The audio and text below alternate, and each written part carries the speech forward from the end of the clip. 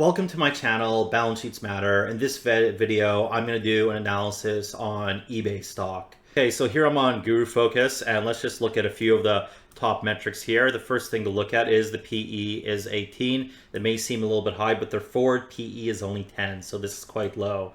It's also sometimes nice, which works more for these value type oriented stocks, is their little Guru focus bands. When it's on a predictable company, these can be fairly accurate. You have to take them with a grain of salt, but in this case, I actually think this is fairly accurate and it is significantly undervalued. Sorry about the tab crashing there. It's already refreshed. And also, for those dividend investors, eBay does have a nice dividend yield. Where is it here? It's hiding over here at just over 2%, but this isn't a very big payout ratio. And we'll actually look at this payout ratio is even estimating right now is a little bit high, but I think they're going to be a good dividend growth stock going into the future. So let's dive into the financials now, because this is going to give us an idea if there's any problems with the stock. We're going to look over the metrics, see what it's looking like, and then figure out a good valuation to buy eBay on. So one thing some people like to look at, return on invested capital. They've been pretty good on most years, producing over a 10% return on invested capital. So eBay is pretty good at reinvesting their money. PayPal did used to be part of eBay, so this is a part of the reason why there is the fluctuation and drop in the revenue. But you can see kind of going forward, revenues very slow growth in the long term. It's sometimes up, sometimes down, but it seems to be back on that upwards trending trend basically.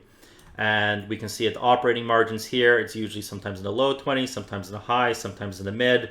So we're really not in anything that's out of the ordinary now. A really important metric to look at, especially now because of these high interest rates, is the interest expense. Because if companies have too much debt, they're paying a lot of interest expense. And if they have to refinance that debt at a high rate in the next coming years, that's going to mean they're making a lot less money. But we can see they only right now, they've actually have lower interest expense than they did the previous year. So it looks like they're probably paying down some debt, or at least it's going to be a lower interest rate debt, which is kind of interesting. But their operating income was over 2 billion, 2.2 billion. In the previous years, it was all over 2 billion as well. So over a 1 to 10 coverage ratio for interest expense is really good. That's a really good financial standing for the company. So far, we're not seeing any red flags. It just looks like eBay is probably a slow growing company, which is the case. There are these one-time write-off expenses. This doesn't actually affect cash flow. Usually it's because they're writing off some bad acquisitions, which we'll go over later. It's kind of irrelevant from the analysis we're looking at right now. And then we can see the EPS here. It's been slowly growing over time. Again, these are just one-offs here. It really wasn't actually $20. We're $2.49. I think they're expecting $3 to $4 going in the future. And the big thing with eBay, look at the shares. They've been buying back shares heavily. This is where a lot of the money has been going. We can see they had basically 1 billion shares in 2017. They're down to, well, billions, 64 million, 991, 856, 718, 663, 558, 537. So I really like when companies buy back shares. We're in this state because eBay is kind of already capitalized on its entire market. It's only going to probably grow with inflation, not at a very high rate. So the best thing they can do is not try to overextend their money and hurt their profit margins to keep their money, their company efficient and profitable. And then the best way they can reinvest is by buying back shares, because it's almost like rather than doing some other acquisition, they're just buying another equivalent company of theirs, or at least a portion of it. So this is very nice. So let's take a look at their balance sheet, see if we see any red flags there and how that looks. Well, the total current assets is 8.7 billion. This is mostly cash and cash equivalents with a lot of marketable securities.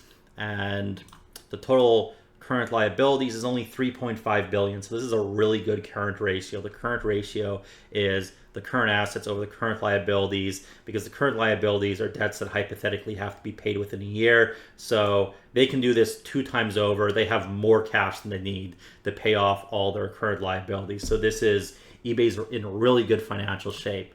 Then we're going to look at their total assets, or the long-term assets. Basically total assets, we're almost at $20 billion here. There is $4.2 billion of goodwill, and this is always important to look at because we're looking at the equity later.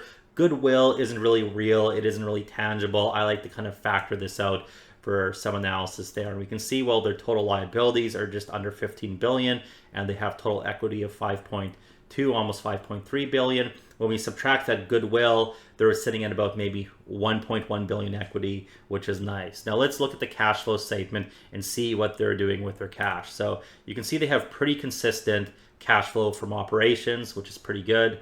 But there is some stock-based compensation that does go on. They are buying back a lot of shares, so they are offsetting this, so it's not too big of a deal. But as we looked at the return on invested capital before, this purchase of plant, property, equipment they're doing is providing a good return for them, so that's going well. And then they do these little spotty acquisitions along the way. There was a big one back here, but there's probably not going to be too many big ones going in the future unless there's something significant. And then we can see the reason why there was those big write-offs before. I think it was relating to the sale of these businesses. So that's in the past. That may have been somewhere there. It doesn't really matter. We're just concerned about where eBay is going forward now.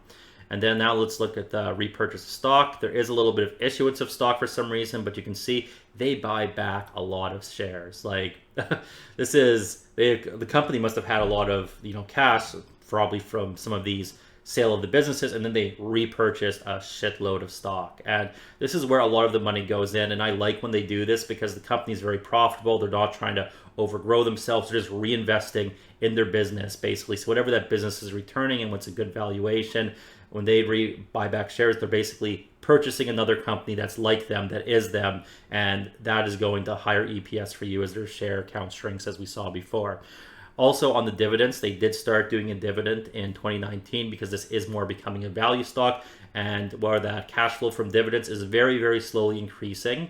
You'll actually see quite a bit of dividend growth because while the dividend face value may only increase a little bit, when there's less and less shares, you're getting a bigger and bigger piece of that pie. So overall, eBay's financials are looking really good. The only thing really to keep in mind is they're a slow-growing company, but they kind of make up for that growth by buying back shares. And you can see positive free cash flow across the board. So there's no really risk of this company going bankrupt, and there doesn't seem to be anything unusual or bad with that's happening with it.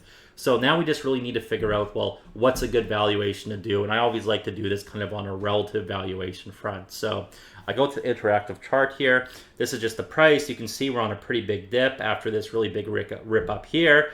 And I guess the one unfortunate thing is they were buying back a lot of stock back here, which may have been the reason why the price was so high. But now they've come back down, and when companies misallocate capital like that sometimes, and then they're buying back less here, it can create a buying opportunity for you. So I'm going to look at the price to sales ratio. As we saw before, their net margins, where they fluctuate a little bit, in the long term, they're kind of consistent. So let's just look on a little bit shorter time frame here. Maybe 15 years is a little bit better. And we can see 2009 going forward. So this is the great financial crisis when everything was basically going terrible, and they were trading extremely cheap here. You can see back in this stage here, price to sales ratio, a little bit cheaper than today. Up here was about similar. And then kind of, I think once PayPal, they got rid of PayPal, they've been trading in this range here. And now we're coming back down to historically this lower range. So if we compare this to the price, if we had bought eBay stock, whenever the price to sales ratio of low, we would have bought it at the bottom there. We would have bought it at the bottom there. We would have bought it at the bottom there. Bought it an okay kind of time there. And back here too, if you bought here, you would have got some good gains going forward. So I'm going to now look a little bit more at the technicals here. This is a chart I have just for eBay. You can see the little trend channel here, and you can see how basically since 2009, after I got over this 100-month moving average, it's kind of been acting as a support. So we're back over that. This is looking fairly constructive. I think it will revert back to this mean trend here, maybe a little bit higher if things do really well. So for a fairly defensive, stable stock like eBay, a few years out, having a potential 100% upside, I think is pretty good. You can see on the MACD, the momentum shifting up is all. One of the other things that's also kind of interesting to look at is sometimes how a stock performs against the general market. So because it's more defensive, I'm going to compare eBay to the Dow Jones, and we can see its relative performance.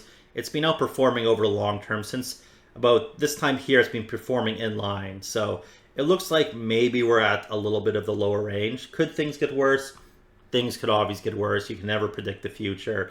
But I think eBay's at a good point right now. It hasn't been going down. It's been basing for a long time. And it does look like there is this chance for some outperformance of the overall market. And this is another reason why eBay is on my buy list. And I think it's a good value stock at the time. So I hope you like this video on basically eBay stock. Remember to like, share, and subscribe basically to my video and my channel. And I'll see you in the next video for some more stock analysis.